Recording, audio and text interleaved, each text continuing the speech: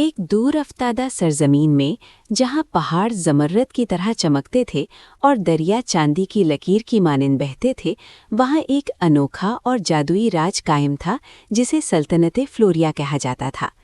اس سلطنت کی خاص بات یہ تھی کہ یہاں پھول صرف کھلتے نہیں تھے بلکہ سرگوشیاں کرتے تھے، اور تتلیاں عام کیڑوں کی طرح نہیں بلکہ جادوئی مخلوق سمجھی جاتی تھیں۔ اسی سلطنت میں ایک حسین محل تھا جو نیلے اور سنہری شیشوں سے بنا تھا، اور اسی محل میں پیدا ہوئی ایک ننھی شہزادی جس کا نام ایلورا رکھا گیا۔ پیدائش کے لمحے ہی ایک عجیب معجزہ ہوا۔ ہزاروں رنگ برنگی تتلیاں محل کی گرد منڈلانے لگیں، جیسے وہ اس ننھی بچی کو سلام پیش کر رہی ہوں۔ بزرگوں نے پیش گوئی کی کہ یہ بچی عام شہزادی نہیں بلکہ تتلیوں کی شہزادی ہوگی جو ایک دن پوری سلطنت کی قسمت بدل دے گی۔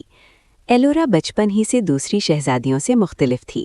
اسے سونے کے کھلونوں یا شاہی زیورات میں دلچسپی نہیں تھی، بلکہ وہ محل کے باغات میں گھنٹوں بیٹھ کر تتلیوں کو دیکھتی، ان سے باتیں کرتی اور ان کے رنگوں میں چھپی کہانیاں سنتی۔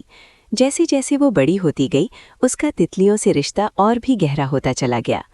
ایک دن اس کی ماں ملکہ روزالیا شدید بیماری میں مبتلا ہو گئیں اور شاہی طبیب بھی بے بس ہو گئے۔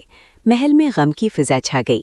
تب شاہی بزرگ جادوگر نے بتایا کہ صرف چاندی کے جنگل میں کھلنے والا ایک نایاب پھول لونا میرا ہی ملکہ کو بچا سکتا ہے، مگر اس جنگل پر سیاہ جادوگر مورگات کا قبضہ تھا۔ ایلورا نے یہ سن کر فیصلہ کیا کہ وہ خود اس پھول کو لانے جائے گی۔ بادشاہ نے پہلے انکار کیا، مگر جب اس نے بیٹی کی آنکھوں میں حوصلہ اور یقین دیکھا تو اجازت دے دی۔ سفر کے آغاز پر تتلیوں کا ایک جھنڈ ایلورا کے ساتھ ہو لیا جیسے وہ اس کی محافظ ہوں۔ راستے میں اسے اندھیری وادیوں، بولتے درختوں اور آزمائشوں سے گزرنا پڑا، مگر ہر مشکل میں تتلیاں اس کی رہنمائی کرتی رہیں۔